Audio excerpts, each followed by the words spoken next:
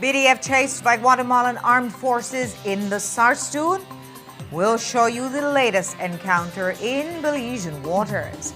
And the Minister of Health says they will appeal to the churches to allow HPV vaccine in schools. You'll hear from him about this and more.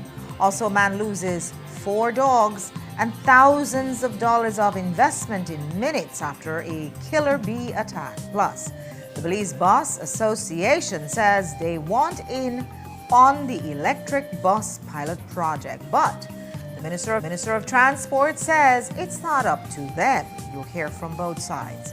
We've got details of these and other stories in our newscast for tonight, Thursday, May 28th, 2026. Good evening with your news. I'm Indra Krang.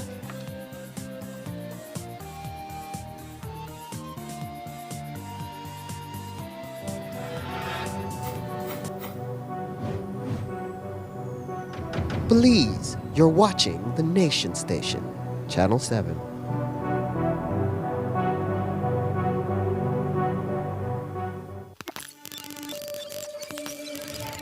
Education is not free, they say. And for 13 years, under the previous administration, it wasn't. But under this government, at every EOP school, it is. The Belize Education Upliftment Project is a comprehensive commitment. Tuition waived, meals provided, uniforms covered, transport supported, and devices for learning provided. All of it. Since 2022, this government has expanded EOP from 4 schools in Southside Belize City to 23 schools nationwide, impacting 14,000 students and over 8,000 families in every district. Every year, more schools will be added and more students will be covered.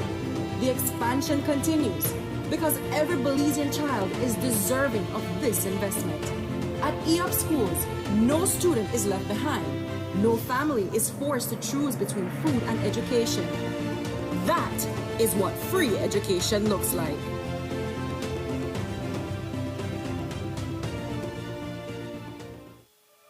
Look here, your kitchen light there and you been in the kitchen. But I'm going back in there right now. And the coffee maker? Just to try keep me the coffee warm for later. Where do you know? I'll try to think about what to eat. You know the more you open or close the fridge, it takes longer for the food cool. Uh-huh. For a hot day like today, it burns more energy. You to charge your phone right now? No. Plug it out then. You really only wash 2 Lee socks and 1 Lee shirt? You don't know what small load burn the same amount of electricity as large loads? But this is my favorite shirt. You have to be more energy efficient. Use large loads. This AC, they blow hard. You know, if you keep the temperature at 25 degrees Celsius or higher, you burn less energy and you also keep the place cool. And for a nice day like today, turn off the AC, open up the house and make some fresh breeze come in. You know what? I think I get it now. As consumers, we need to be more energy efficient and practice energy conservation. This Mother's May, celebrate the woman who makes the house feel like home all month long. Great deals like 15% off bathroom and kitchen fixtures from Moen, Hansgrohe, and Duraflow. Plus 15% off Hispasensa tiles, Stormguard windows, and 40% off Sunlight windows. And 15% off Berger paints and huge savings on clearance colors. So come in to Habet and Abet or Brothers Abet, call us or WhatsApp us today and make this Mother's May one to remember. Happy Mother's Day to all marvelous moms. Altoona is one of the most visited Mayan city up until lately.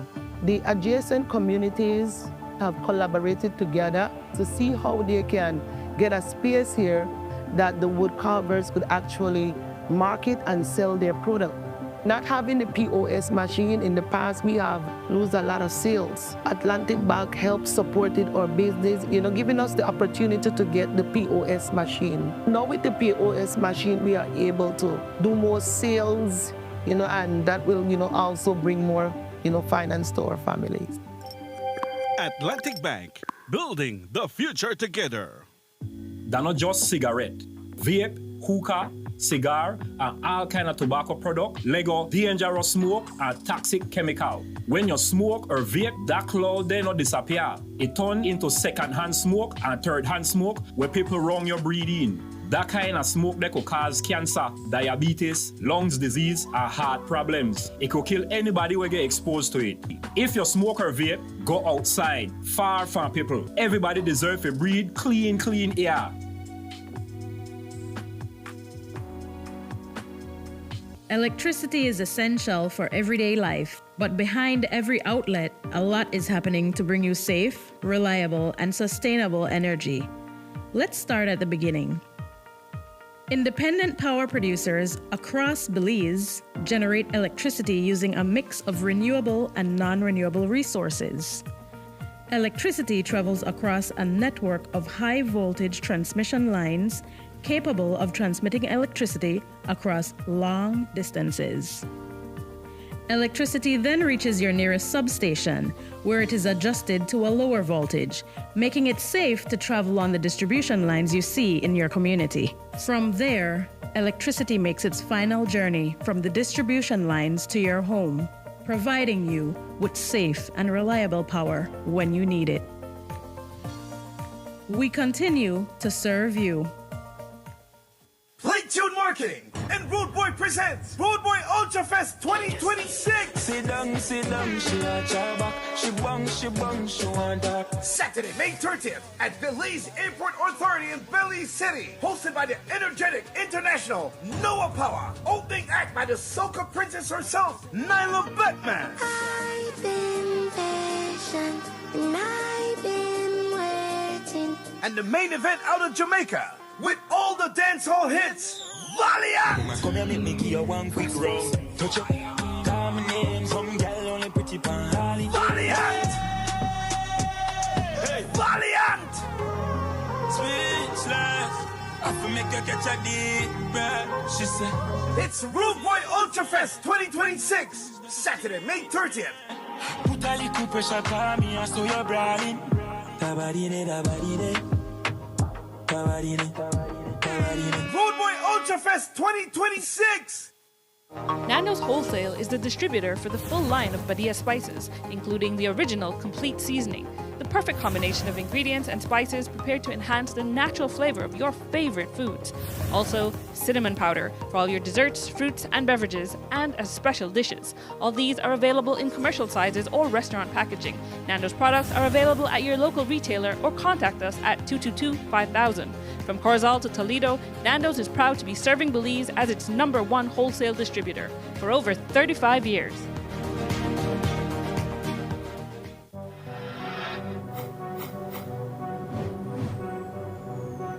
Belize, you're watching the Nation Station, Channel 7.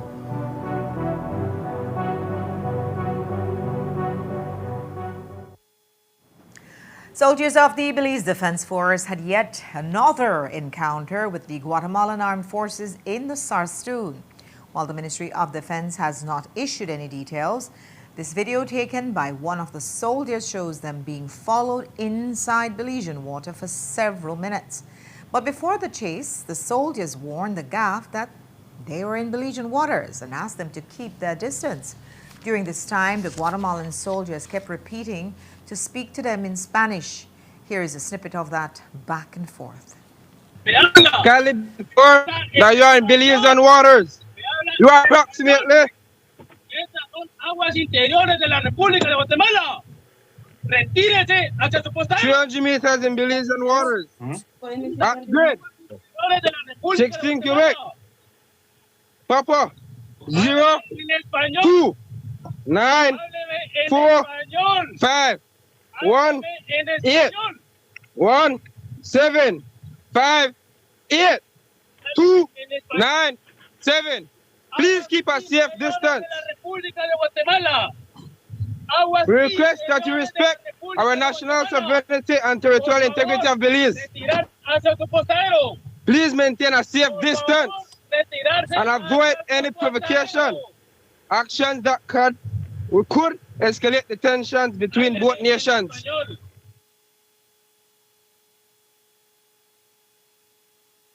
When we asked the Brigadier General for a comment, he stated that he was out of the country. However, the CEO in the Ministry of Defense told us, quote, tensions in the Sarstoon persist daily, but the brave men and women of the Belize Defense Force stand firm and ensure that our sovereignty and territorial integrity remains intact. While the Guatemalans tried the intimidation tactics, we continue to patrol both the northern and southern channels of the Sarstoon River around the Sarstoon Island, and we ensure that we maintain our presence and that the Guatemalan military is consistently reminded that the Sarstoon Island is Belizean territory. Without divulging too many operational details, I can confirm that we have modified our tactics in order to be more effective in the area. This includes more vessels, bigger vessels, and more manpower, end quote. And in other news, the churches have openly expressed their disapproval of the HPV vaccine in schools, despite the Ministry of Health and Wellness's long-standing campaign to vaccinate eligible children with parents' approval. When we asked the minister about it today, he says that they have to respect the church's views, but at the same time, it cannot stop the work that they have been doing for years. I mean, while I respect the church's point of view with respect to the letter I received from Father Jordan, very good friend of mine, by the way, we at the ministry have a responsibility for the health of our nation, and we are going to continue to ensure that we could promote and provide these essential vaccines, especially for young girls and young children that needs these vaccines. It's about prevention. It's not about promoting any form of promiscuity or so. It's about preventing something from happening. And I think that I want to make that appeal to the churches and especially to our Catholic faith church based here in Belize for them to reconsider. And it's been a long-standing process where we go to the schools as a ministry. We seek permission from parents as opposed to what was being said out there. Ministry of Health has a process that they follow. There's education that comes with it. The parents are informed, and they have to give that written consent to say yes or no. It starts not only with HPV vaccines, but including deworming. Just last week, my daughter took a note to us highlighting what are the things that the ministry wants to go in and do at the Louisiana Government School, and permission had to be sought for the sole purpose of deworming children within the institution. And so it's something that we do on a regular basis. And as I said, while I respect the church's position, I make the appeal once again as the Minister of Health for them to reconsider that. But at the same time, we're not going to have that cause us to lose our strength or strides that we have made in terms of achieving just last year, where we had 75.1% of our target population protected by HPV vaccines.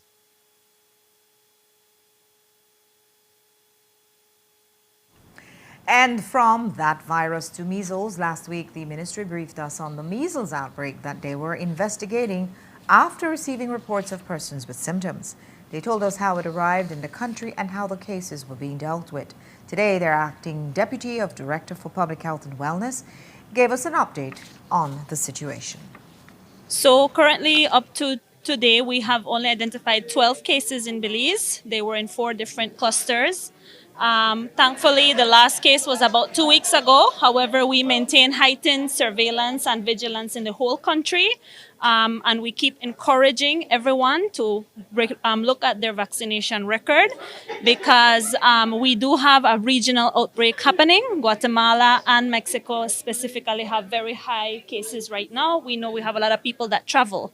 So we are putting out, this education again and again that if we are not vaccinated and we travel to these countries, there is a high risk of getting the disease in these areas that the outbreak has been identified, and also bringing it back into our population where we have vulnerable children, especially under the age of 1, who are below the age that they get vaccinated routinely for measles, and they also have the risk of the greatest severity of complications due to measles. So We are working hard, and we want to encourage the public to do their part as well.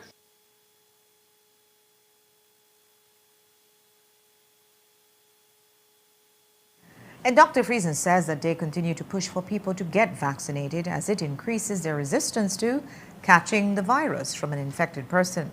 We asked her about what last year's cases looked like, since most of these cases are among persons who had traveled recently to neighboring countries. We had 44 cases last year, but that was the first cases we have had in over 30 years. So we have 30 generations of children that did not need to suffer measles. They did not need to have the complications of measles. They did not need to be hospitalized for measles. However, unfortunately, due to the regional outbreaks, we did have outbreaks last year, and we had up to 44 cases. This year, we've only had 12, but we are encouraging heightened vigilance in the community because measles is very contagious. One case is an outbreak, because one case can infect 18 other people who are unvaccinated.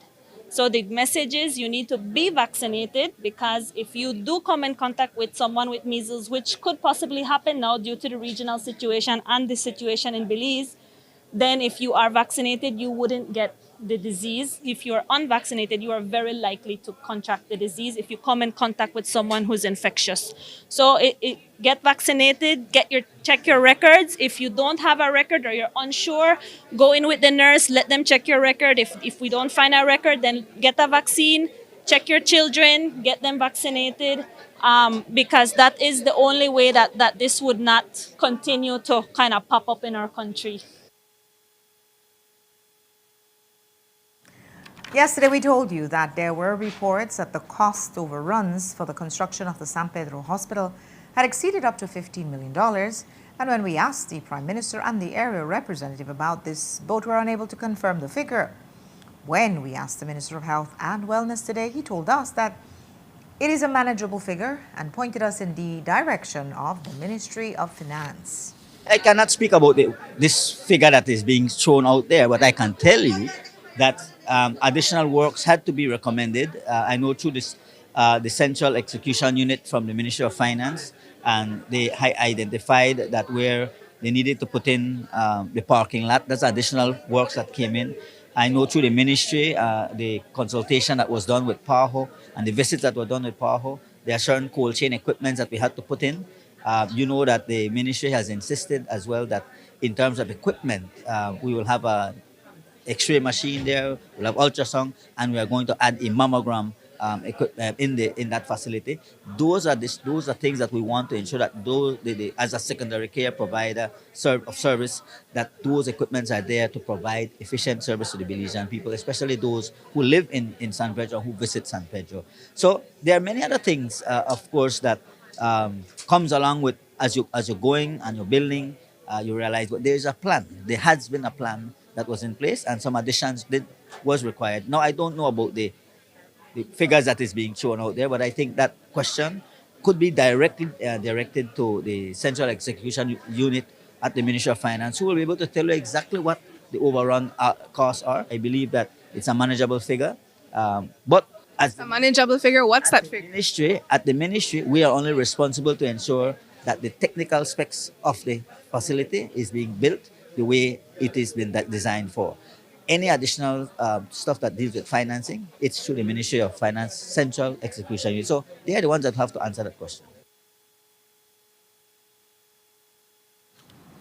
And apart from finding the funding to finish the San Pedro Hospital, we also asked Bernard how they will find the human resources to staff the hospital as well.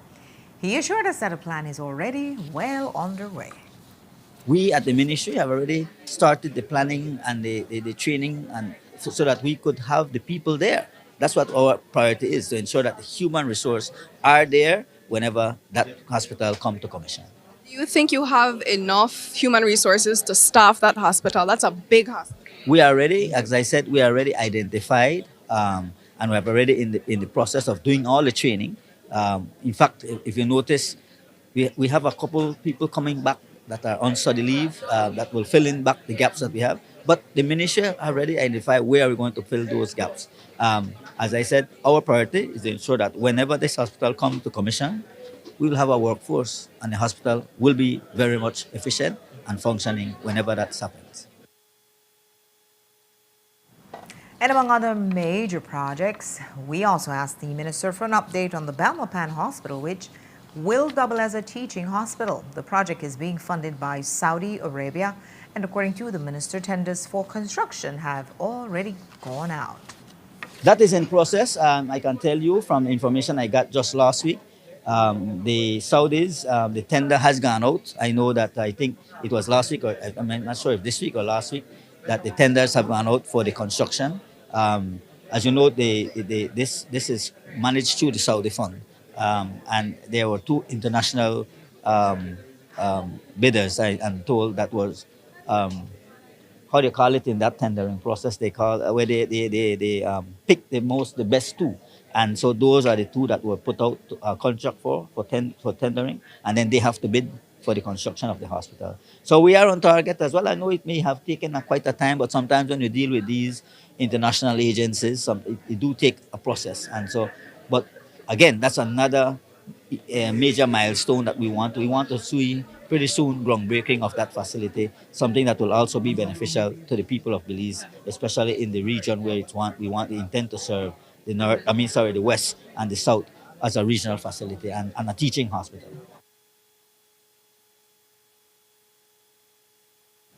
Another hospital on Bernard's project list is one for Orange Walk. He says that a feasibility study is being conducted, and so far they have been able to identify a piece of land to construct a new hospital. He explained what that will look like. We are working in terms of the feasibility study. That feasibility study is on its way. I can tell you from an update that I got from Ministry of Economic Transformation and Nurse Bell, we have gotten the land donated, and I want to thank BSI ESR who contributed the land for the space that we are going to build a new hospital. To inform you all that it's not going to be built at the same facility. We are looking at plans for that existing facility. We may want to ensure that maybe the maternal and child health section of healthcare remains at that facility. We have a new pediatric wing that is being built. So and then the new hospital will then focus on all the other primary care and secondary care services that we need to provide. But again, we are on target. As you know, that feasibility study started earlier this year, and it has a 12-month span. And then so right after, but the feasibility study is not just the design, but not just to say what we want or what we need, but to also design at the same time, so that by the time it's completed, we could go right straight into bids and get this thing going.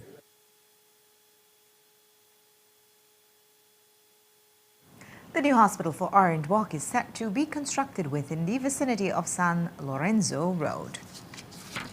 We'll take our second break now, but when we return, you'll hear from the National Met Service about how the 2026 hurricane season is shaping up, and 4 of man's best friends are dead following a vicious killer bee attack in Cayo. You'll hear from the owner. These stories and more when we return.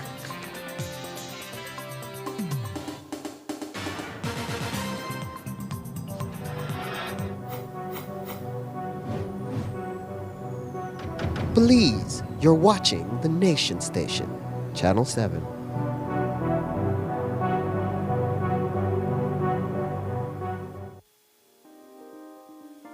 Prepare for the heat and stay cool with a Reamer-Gree air conditioning unit from Benny's. Choose the right BTU unit size for your bedroom or living room and enjoy complete comfort. You can also save money with an inverter unit that is energy efficient. When the heat is on, stay cool and comfortable with an affordable, dependable AC unit from Ream or Gree. Available at Benny's. Quality and savings. 2026 marks a major milestone in the history of Belize's healthcare sector. The 25th anniversary of the National Health Insurance (NHI) program and the long-awaited national rollout of NHI services to the Cayo district, finally fulfilling a dream of primary healthcare coverage for all Belizeans. What started as an idea in 1998 became a reality in 2001, and has served thousands of Belizeans over the last 2.5 decades by providing access to quality health care, now in every corner of Belize. One of the central pillars of NHI is access to quality health care. All Belizeans will have access to quality hospital services through a national health insurance system. It's a milestone that the whole country and all of the people of Belize, anyone who has a social security card, it's minimal out-of-pocket expenses, it's high-quality primary care. It allows almost all the population then to have the same level of health care wherever you are. In 1998, the then Honorable Said Musa convened a group of us to work on the manifesto, and then a group of people in the medical field, and started brainstorming of how we could better healthcare for Belizeans. The beginning can be traced to a study done by Cambridge Consultancy, where they produced a document on how to improve healthcare in Belize. One of the features of that study was the proposal that we have national health insurance. As a matter of urgency, we will radically transform Belize's health system to ensure equitable access to quality health services. It took a lot of courage to implement and begin the NHI. Prime Minister Musa made the bold decision to implement it. So with a clear plan and vision for the future of Belize's healthcare sector, the NHI program was launched in Belize City's south side as a pilot project on August 9, 2001. For the next 6 months, the 37,000 residents living on the south side of the Belize district will be able to receive free health care.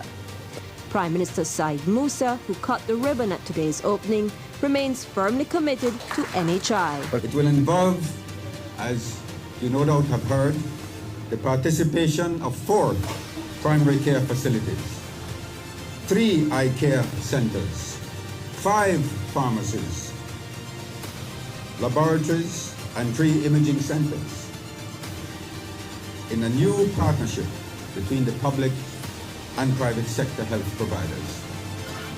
You can walk into a primary care provider clinic, you can seek a consultation with a general practitioner. If in the event that you need a prescription, they will give you a prescription, and then you have a choice of 5 pharmacies where you can get that medication prescribed free of charge. And though the NHI embarked on a journey to transform the country's health sector, it was met with its fair share of challenges. It was a new concept. It was a new idea, a very, very new concept. It was difficult. We met resistance from everybody. It was a up and down situation for many years, until we finally convinced the Prime Minister at the time we needed to do a pilot project to see how it would function. We got consultants, and we started the pilot project in the south side of Belize City. Despite any prior reservations, in the 25 years that have followed, NHI has grown from a pilot project focusing on the south side of Belize City to a national health plan felt as far and wide as Pachacan in the north and as deep south as Dolores in the Toledo district. Today, NHI provides invaluable primary health care to some of Belize's most vulnerable members of society. And as it commemorates 25 years of service and a full national expansion, NHI is ready to move into the next phase of service to the Belizean people, with over 225,000 residents currently registered to the program and expectations for that number to reach over 300,000 after full national coverage. We have 80,000 people with valid social security cards in the Cayo district. So we expect them to be the ones that will come to register for NHI. Under this current administration, the NHI program has reached new heights, especially with financing from the proceeds of the sale of Toledo to the Belize Government Lotteries Limited. And with no plans to slow down anytime soon, the sky is the limit for NHI as it endeavors to serve Belize for another 25 years and beyond. The expansion at 25 years is awesome. It marks a milestone. I believe it's going to be a legacy of the PEP government in their effort and their endeavor to give quality care, access to care, and ensure that the people of Belize have what they deserve in terms of medical care. Well, it's a milestone that the NHI is celebrating 25 years this year, 2026. Now that we have achieved this so far, I would want, or my vision would be that the same applies to secondary health care, that it be extended into the hospital services countrywide. And I hope it doesn't take another 25 years for that to happen.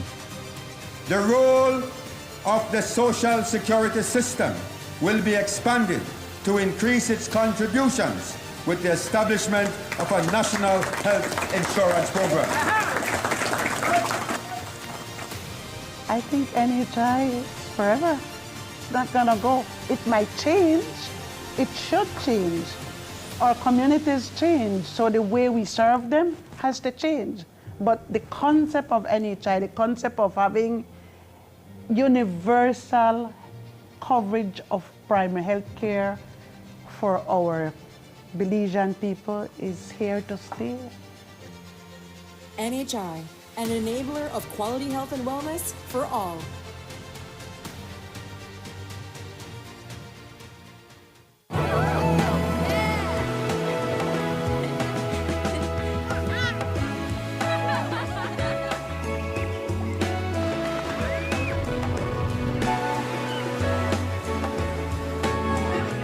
All your special moments deserve a special place.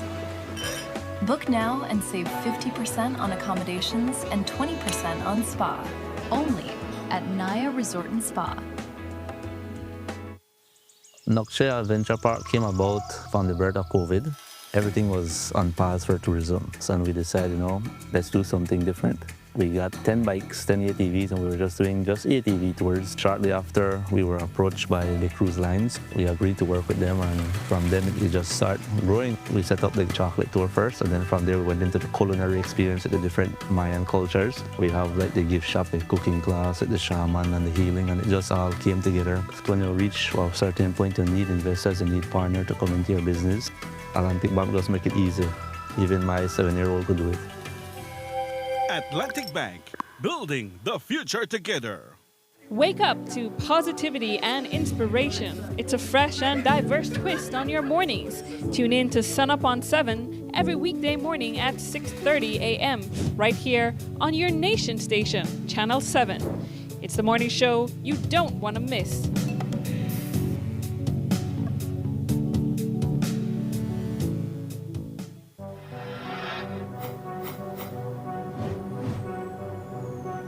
Belize, you're watching the Nation Station, Channel 7.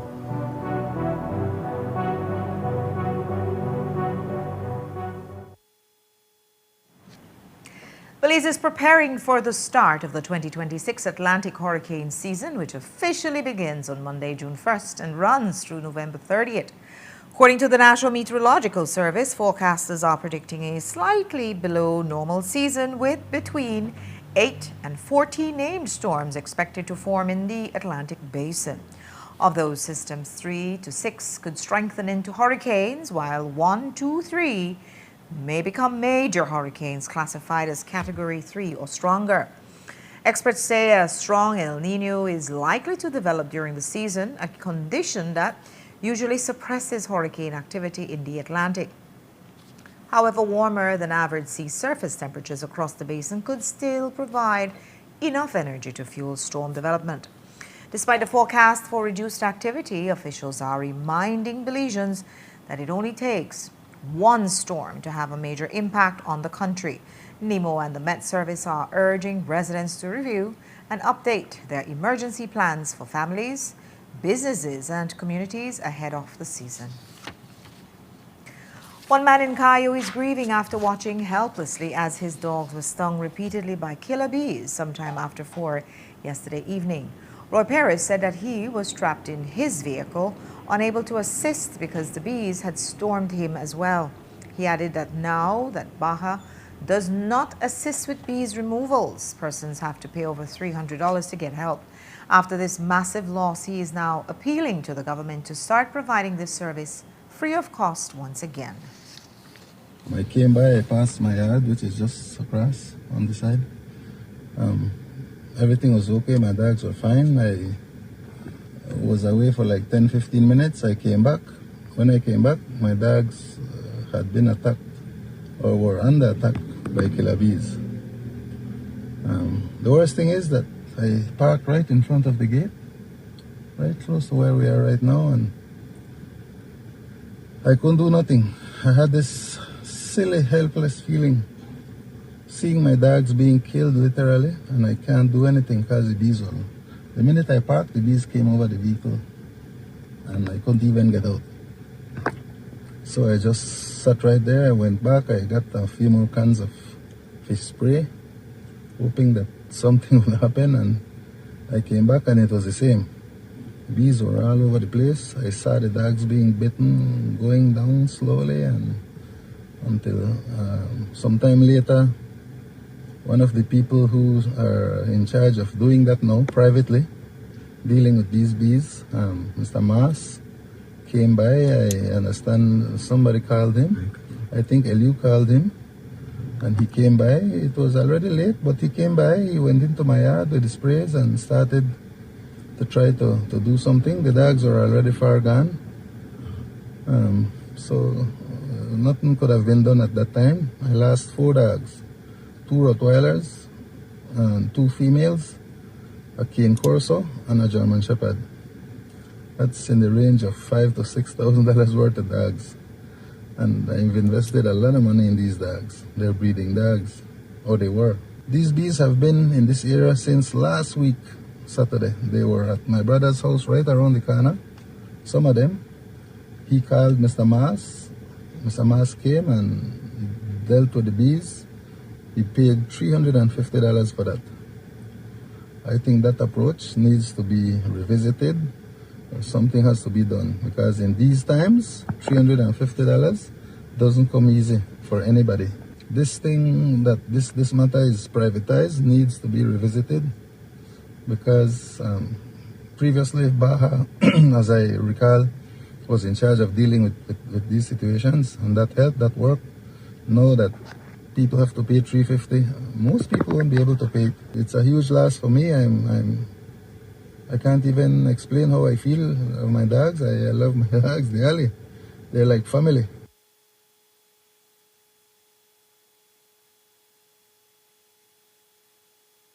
Yesterday, the Belize Bus Association wrote a letter to the Ministry of Transport as well as the UNDP and UN asking to be a part of the EV bus pilot project. The letter says that they support the modernization of the bus industry. However, they feel that they've been left out. And that's because the contract for the pilot project was awarded to Westline, which now falls inside the National Bus Company. They believe that the project should be expanded and that they should be put on the rotation of companies to test the electric buses. We spoke with the president today via Zoom. On the inception of the program from UNDP, the BBA have always been interested, and we have wrote letters several occasions to the UNDP and to the UN and to the Ministry of Transport, expressing concern that we want to participate, we want to be a part of the pilot project, because basically the majority of the members don't want to be left behind. And if this is what the UNDP, in terms of the grant, was issuing to bus operator, we were left out in the first phase, and we are doing everything possible not to be left out. Hence the reason why we have sent this letter again to the UNDP and UN, and also the Minister of Transport. We have majority of the market in terms of transportation. We have over 50 members with the highway and the village. So at the moment, we have over 200 buses that we are utilizing with our members. And we also have two operators that are part of the association. And we also have school buses, even Bosito and Taxi wants to join the BVA. And we feel that to have a comprehensive analysis, you need to have all parties involved for this pilot project to be successful. And that way you can reach a broader audience to see the technology that will be provided. And at the same time, we can have operators that are interested in the pilot project that will have real-time experience and to make better business decision based on the experience garnered by utilizing the 5 buses that UNDP have gifted to the Department of Transport. I believe it will be extremely helpful, hence the reason why we have wrote this letter, because it's unproven technology. And we find this is a perfect opportunity for us to garner the hands-on experience so we can be better equipped, more knowledgeable, and then we can see the feedback from the commuters that are not a part or in the district that these EV buses are presently operating.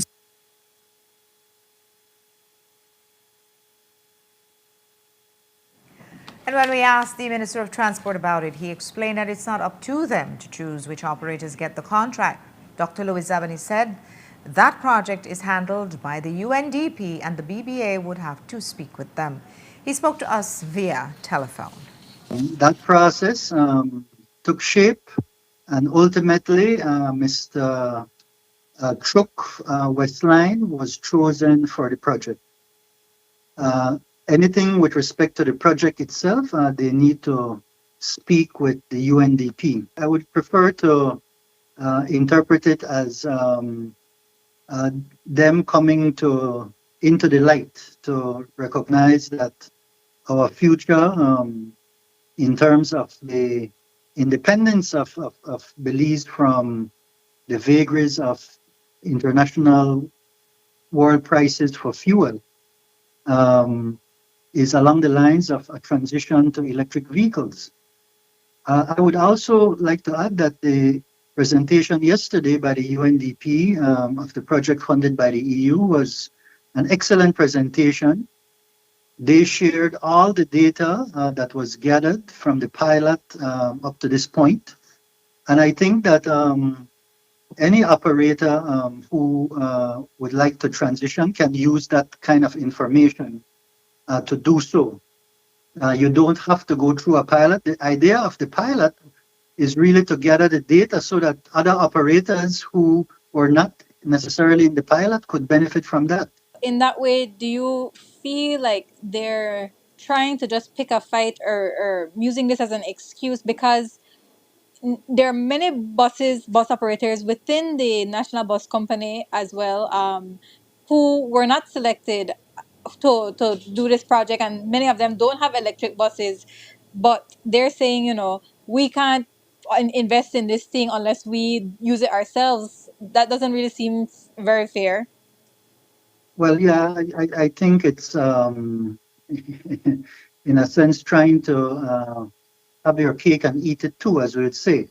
But I am always an optimist, and I'm encouraging them to look at the data that's already there. And now, if you're serious, anybody is serious about any of the operators on the members of the DBA who are not in the National Bus Company, and they have said they want to be independent, then now they have data free of cost that could guide them on how to move forward if they wish to make an investment in electric buses. And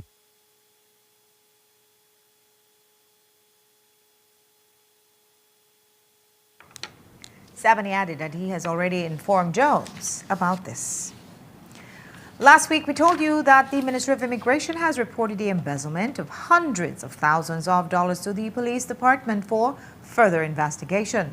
And as we told you, it was the PM who was sitting at the helm of that ministry when the embezzlement started. So, How was the culprit able to keep it going for so long? Today we spoke with the CEO at the ministry, Tanya Santos, who explained further. Yes, we have filed the police report already.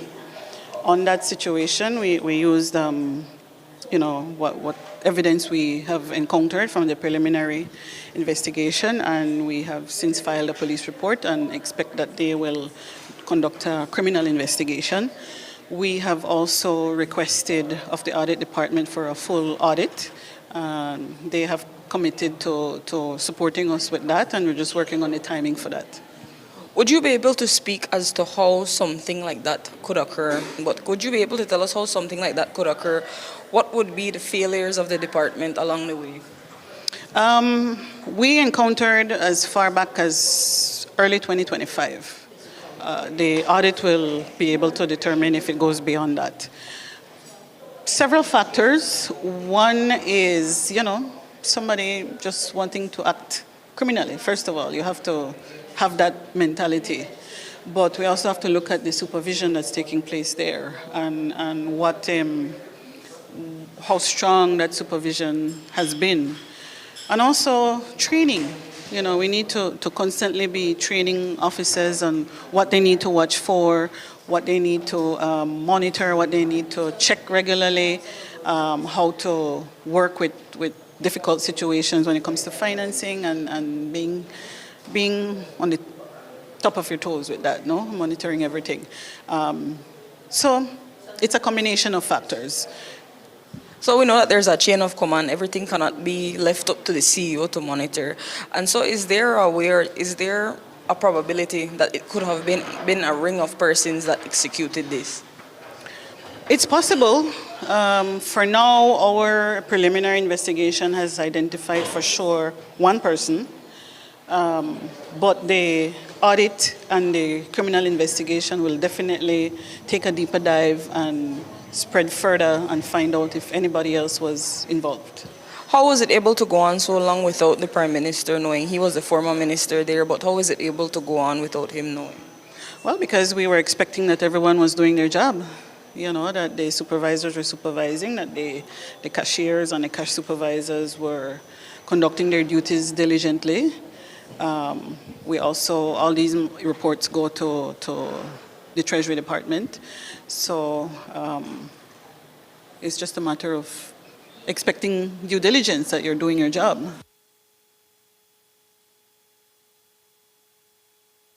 In March, several immigration officers skipped out on work for what was believed to be a coordinated sick-out. Well, now that the investigation is finally over, we spoke with the CEO who said that with the provision of doctor papers, they could not prove that the immigration officers were not sick. Nevertheless, they have looked at the greater issue at hand. Yes, we have, I believe, concluded that investigation, and we have discussed with the staff what were their concerns, what were their issues. We have responded to them. The investigation could not confirm, as we expected, that there was a sick-out. However, the circumstances surrounding it, the timing, everything was leading to that. But I can't tell you that you're not sick when you present a doctor paper. So we have responded to them. We have responded to the attorneys who wrote on behalf of some of them. And we also met with the supervisors and the port commander to emphasize that, you have our support when there are challenges, but we also expect that you will perform, that you will supervise, that you will guide, and you will advise, and you will mentor staff on how things are done and how things should be done. And you yourself need to be aware of the process and the procedures on how to address grievances before they become a problem.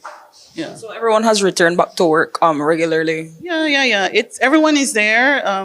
It was only a couple weeks, and everyone went back, and we're closely monitoring the situation to ensure that there's no animosity. We try to intervene as much as we can, to keep in touch with them, to make sure that they continue with a good working relationship.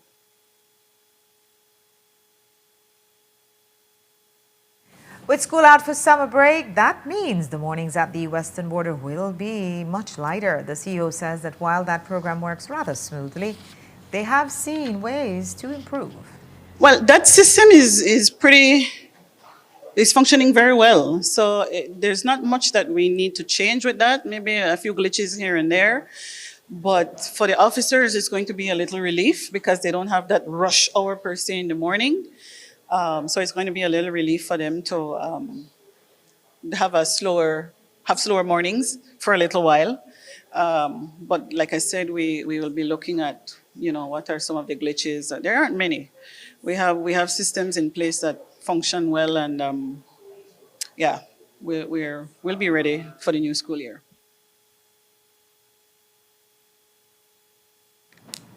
In regards to the Ministry of Labor, the CEO expressed that Belize is facing a growing labor crisis that is affecting almost every industry. From agriculture to construction, employers are struggling to find both manual and skilled workers. While speaking to the media, she expressed why employers are having a hard time retaining manual laborers. That is a reality. And it's across the country in almost every sector. And I know that because we get many, many, many requests from agriculture industry, from construction, from the service industry and tourism for workers. And sometimes many times it's manual labor. There's a huge shortage of manual labor in the country, and there's also in certain sectors shortage of skilled labor as well, skilled employees, and so we're noticing we're having to import a lot of that, and so that is what has the high demand for visas, for work permits in Belize. Based on your observation, what would you think would be a contributing factor to this? There were a lot of Belizeans who left in the last few years. I was not aware, but we had a meeting last week, and one of the Mennonite community leaders was saying that they have been affected by immigration of workers in the communities surrounding them, immigration to the United States. So they have had to find ways of getting people to fill those gaps. But also, especially when it comes to skilled labor, we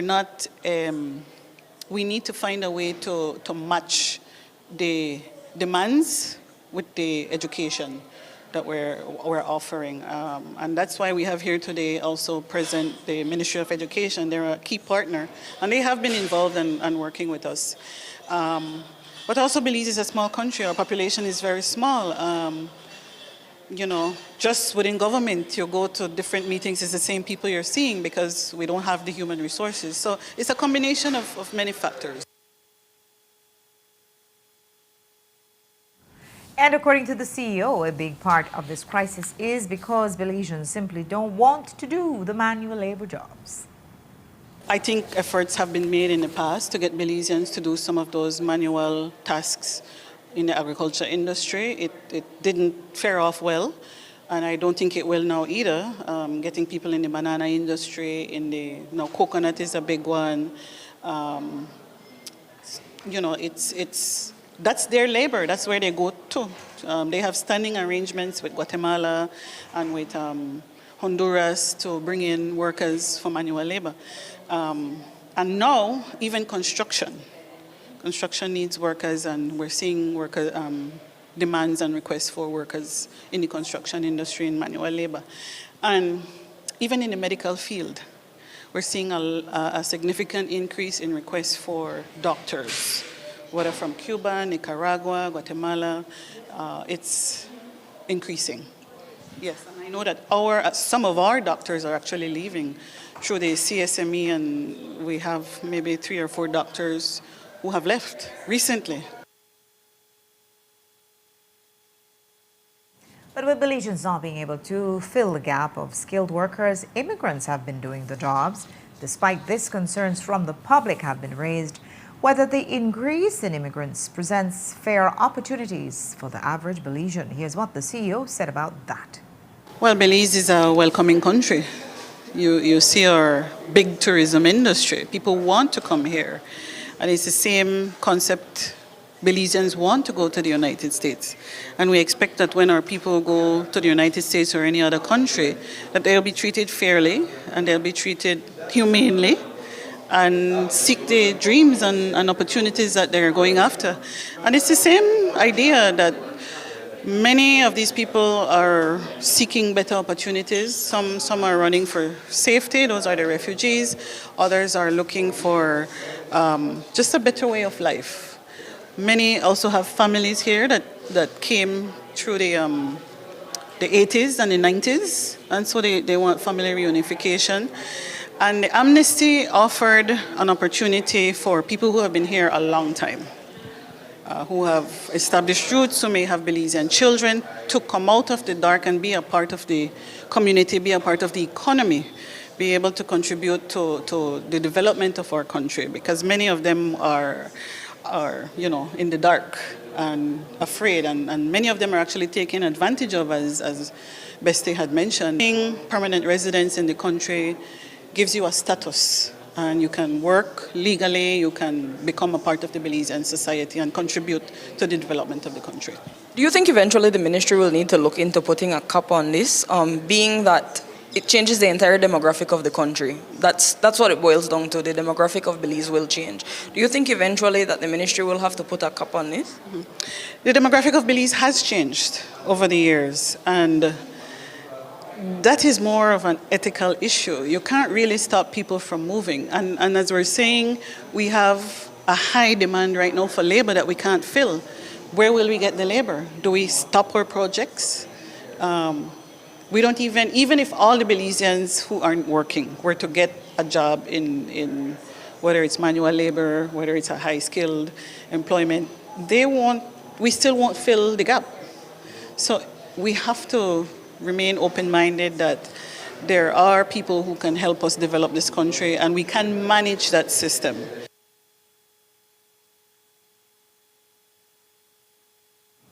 When we return, you'll hear the latest about the Ministry of Health's community health strategy, particularly in rural areas. And Jamaican artist Valiant touches down in Belize. You'll hear from him ahead of his concert. Stay tuned. We'll be right back.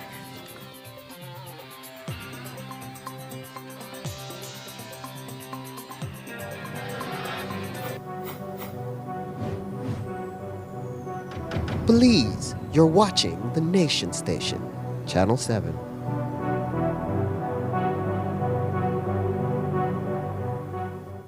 Champion security, champion security, champion security. Yeah. Your security is our business, so we gonna protect you like a champion, like a champion. Guess what, Mr. Handsome? Yeah, over there, Champion Security. This is the place to be. What does sign say? Champion Security. Here at Champion Security, we provide quality service. You know why? Such as triology lock, fire alarm, IP camera system, gate operator, biometric lock, and alarm system. Champion Security. Make a go check out where they go on inside of Champion Security. And boy, nice to meet you, my brother. Tell me a little bit more about Champion Security. Well, welcome, Mr. Hanson. Here at Champion Security, we offer fire system, alarm system, camera system, gate operator, access control, and also trilogy locks and magnetic locks. Everything you need to do with security systems for residential and businesses, you could find everything here at Champion Security. We also consist of 12 technicians, and we offer technical support 24 hours. So anything you need for your security systems, you could find everything here at Champion Security. Remember, guys, here at Champion Security, we live by our motto, where safety is our business. Give us a call now. Don't forget to check us on Facebook, Instagram, and all the social media platforms. And continue to shake it to the max all the way.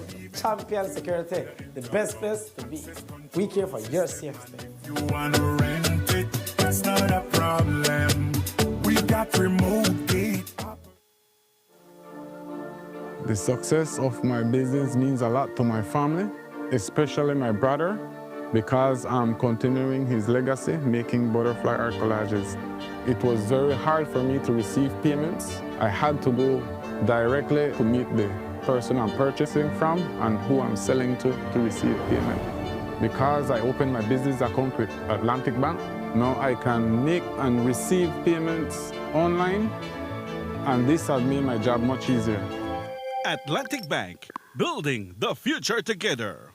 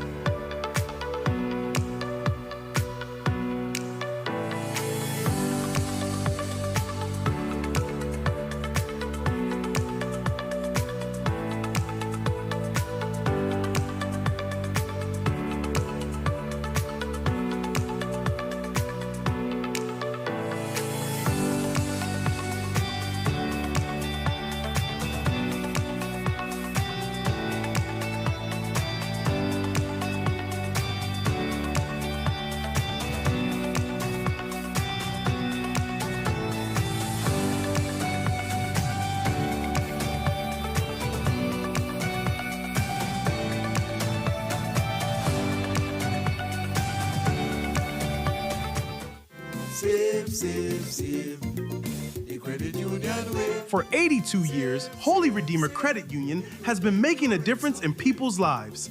Member owners, you are invited to attend the Holy Redeemer Credit Union 82nd Annual General Meeting.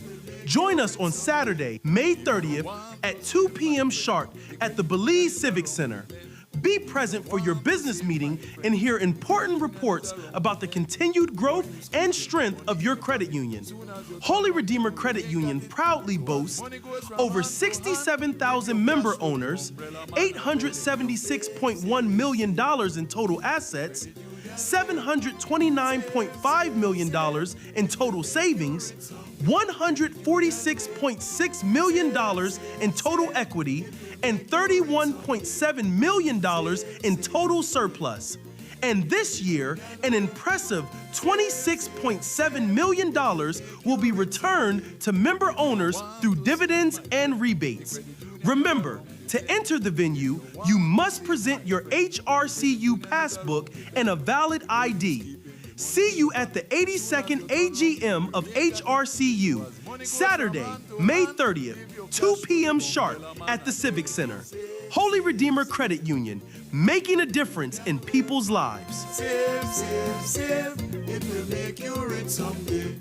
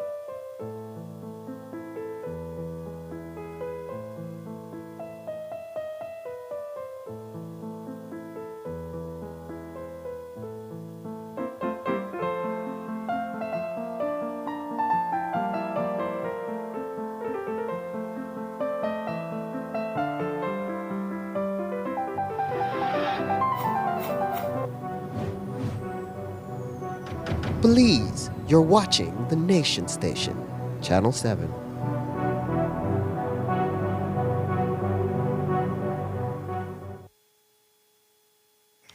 Last week, we brought you the story of Ellen Penner and the UXOs. Well, in Cabinet on Tuesday, the ministers discussed this issue and, quote, expressed serious concern over the removal of dangerous military ordinances by a private citizen from the Baldy Beacon area in the Caillou district. Belizeans are reminded that the Baldy Beacon area is restricted at times to enable military operations to be carried out.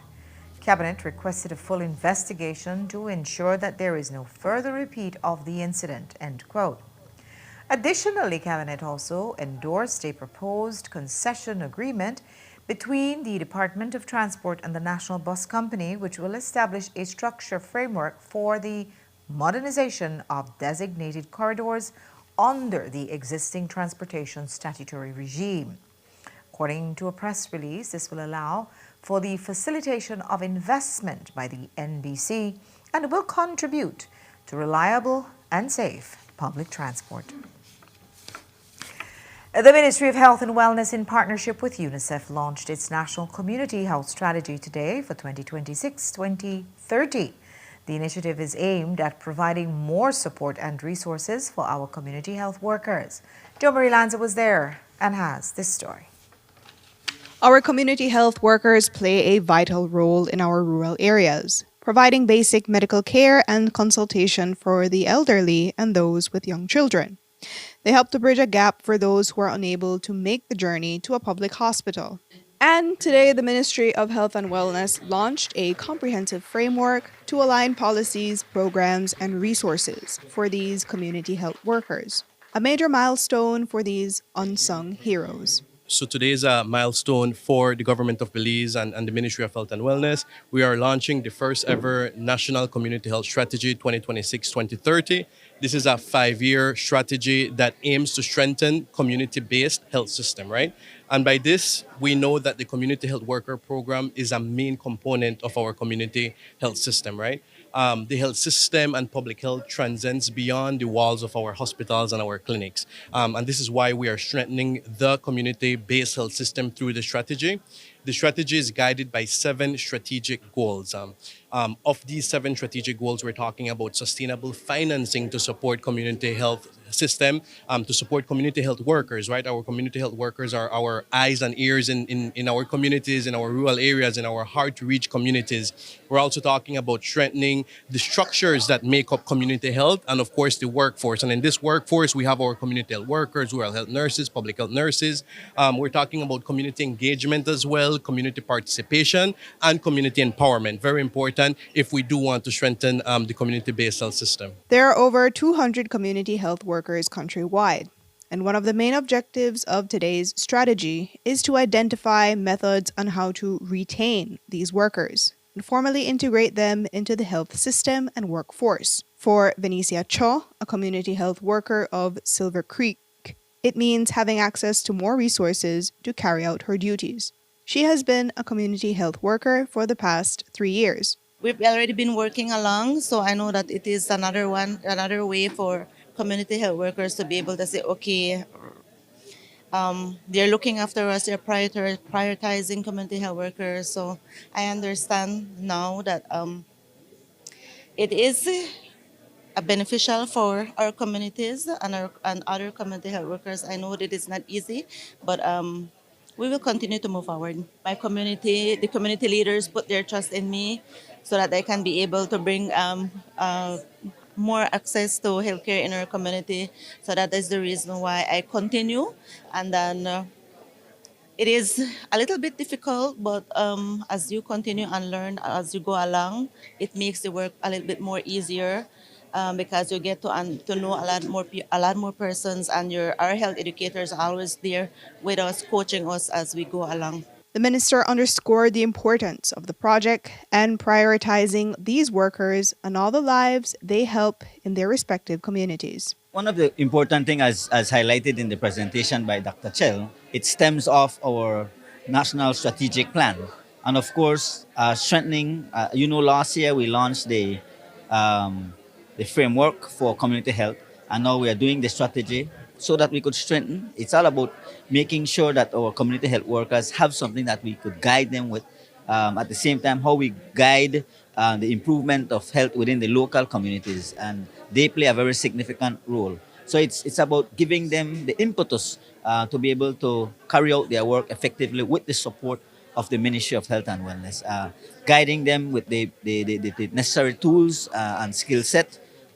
There's going to be a lot of capacity building, training. I mean, as highlighted in the presentation, we're trying to ensure that we bring some digital health transformation activities within the strategy as well. And so we had to do a lot of consultation, a lot of engagement to where we are now today, launching this very important strategy. So I think it's very critical for the ministry work as we advance and achieve our outcomes and our aims that we have set out in our national strategy.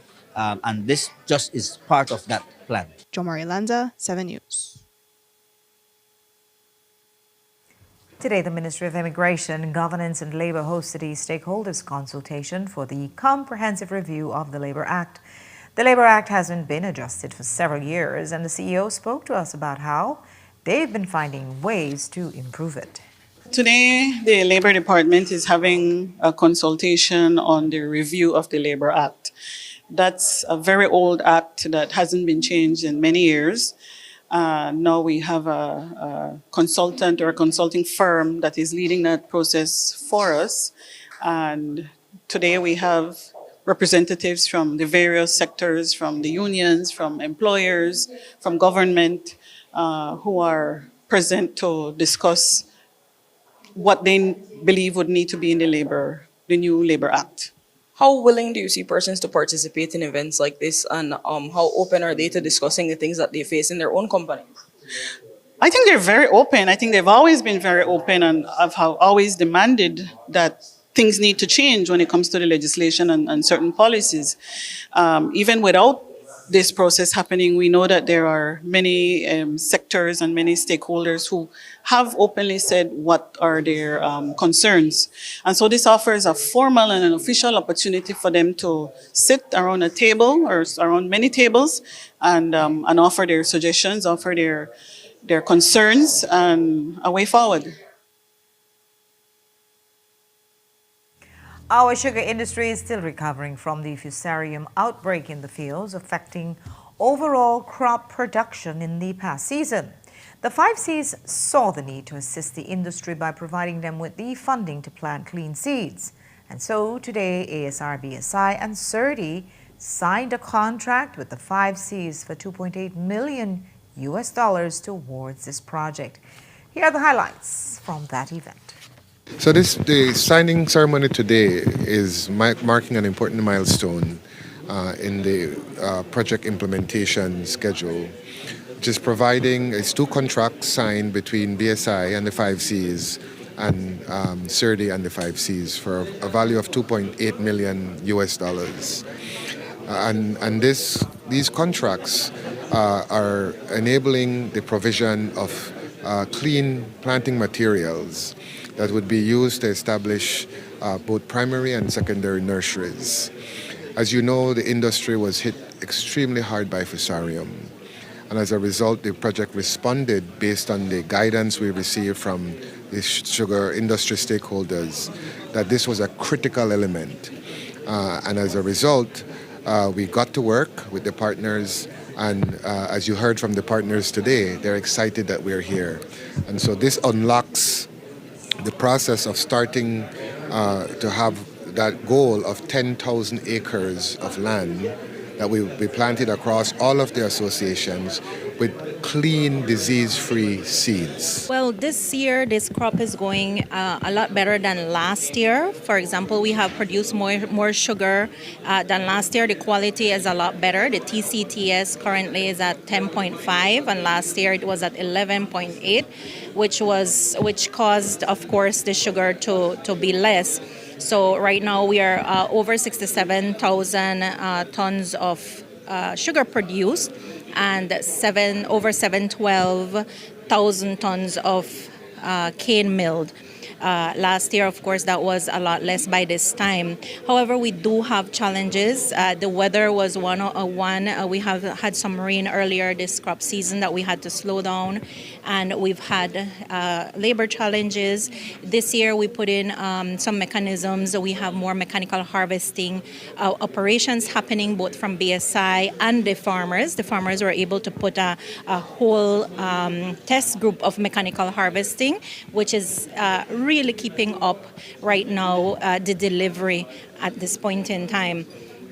Of course, the heat discourages cane cutters, but mechanical harvesting is able to close that gap. So we're very content that the farmers are able to put in the extra effort to deliver cane.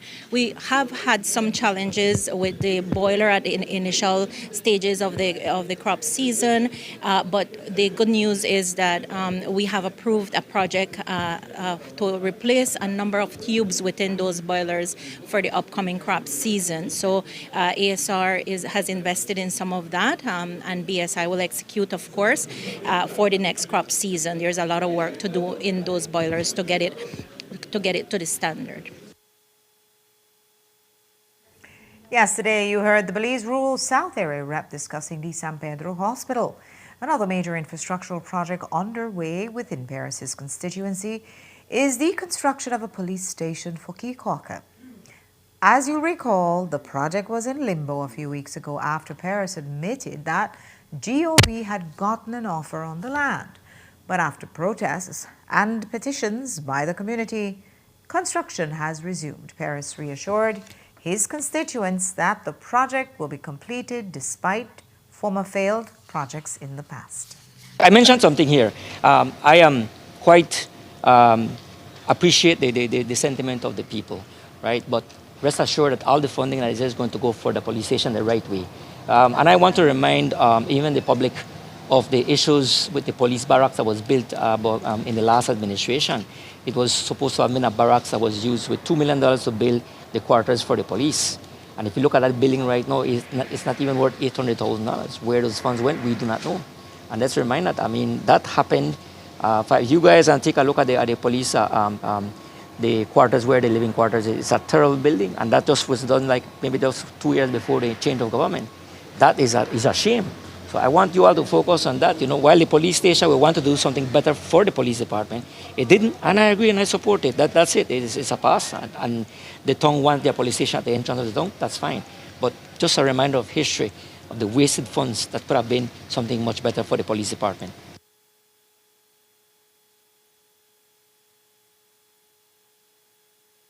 Last week we told you about tensions on the waterfront between Belizean and Mexican fishermen not far from San Pedro. We asked the Minister of the Blue Economy about it yesterday, and he says that it's been happening for some time, but tensions are growing due to the lack of fish in the area. Are there problems between fishers from Belize and Mexico in the border area? Yeah, you know, listen, Xcalac and San Pedro have a lot of ties and even family ties as well. There are some discussions. It has been brought to the attention of the Ministry of Finance. It's not weird to because it is heated. We have amicable, not only at the diplomatic levels, but the people of Xcalac and San Pedro, we get along. We travel there. People go there. They come here. There's an area, a little island that is in contention, but that is going to be sorted out via the Ministry of Foreign Affairs, and they have reached out to the embassy and working on. But I think that it's an area where long before both Belizeans and Mexicans used to fish. But I guess with the waters getting a bit scarce, it's coming with some confrontation. We remember we are using waters for conservation. Remember the Blue Bonds Agreement, 30 by 30, that's easy. So I'm not doing it for bad, I'm saying it. So we need to be more, putting more attention to it. So I want to clarify that, don't twist my words here, right? And again, the fish is getting scarce. That is, we can't run away from that. That's something that is getting. So it's real. So I'm not denying it. So that area there, but that has always been an area, a good fishing area to fish. And aside from being the minister and area representative, Paris is also a baker. We also asked him how his business has been coping with the rise in costs in ingredients. He says everyone is feeling the sting. Sugar is only one component. fuel prices, the import of the plastics have gone through the roof, right? Labor, right? There's a scarcity of bakers. Really? Yes, yes, where there's a scarcity of bakers. That's right. You know, right? everybody is going. There's a scarcity, and you speak to any baker, and they'll tell you the hardest thing to getting is bakers, right? And they get good pay. They get good pay. Wow. So all of this, it's time to be looking at the prices of course, the price of bread has gone up, right? I mean, the price of sliced bread is limited to 175. You don't find those anymore again. So it is affecting. We're not spared. Not because I'm a government and I'm a baker, they're going to get spared. We're all in this together. The Rude Boy Ultra Fest is just 2 days away, and Jamaican dancehall artist and headliner Valiant has landed in Belize today. We spoke to him about what attendees can expect at the concert. Put a little pressure on me, I saw you brawling. Vibes. Just vibes. This is your second time in Belize. How does it feel to be back? I feel like a Belizean. I'm a bit earlier today, so I'm going to explore the place. I don't really know much about Belize. I want to know more about them because I see Belize support me a lot, so I want to know more about the country. What are you looking forward the most this time? Like, what may I look forward the most? I don't know, for experience more about the place, I don't know, and for just stay down the place, enjoy myself, get a more one-on-one feeling with the fans more, because last time the rain did fall, you know, Shensia was here and me the day and the rain, so now I have a bigger catalog, so you know, more vibes, more everything. How do you feel developing as an artist? I feel like I'm getting there. I can't say I'm not get there. It's doing good. I'm proud of myself, I don't know. Yeah. To any artist here in Belize, what's your motivation to them? Stay focused, promote yourself. And a king not get crowned in a them place, so don't worry. It's going to work out in the Caribbean. Yo, all of my ladies, them forward, come enjoy yourself. It's crazy, it's epic. Please be there on time. I will be there on the time. And if you don't come on time, I'll be taking pictures with everybody. General tickets are being sold for $69, VIP for $199, and Platinum for $300. That's all we have for you for our newscast tonight. Thanks for watching with your news. I'm Indira Craig. Remember, you can find a full transcript of the news at 7newsbelize.com and see the streaming video on our Facebook page. Have a great night. Join Miriam Abdul-Kawe here, and tomorrow I'll be back on Monday. So until then, have a great one.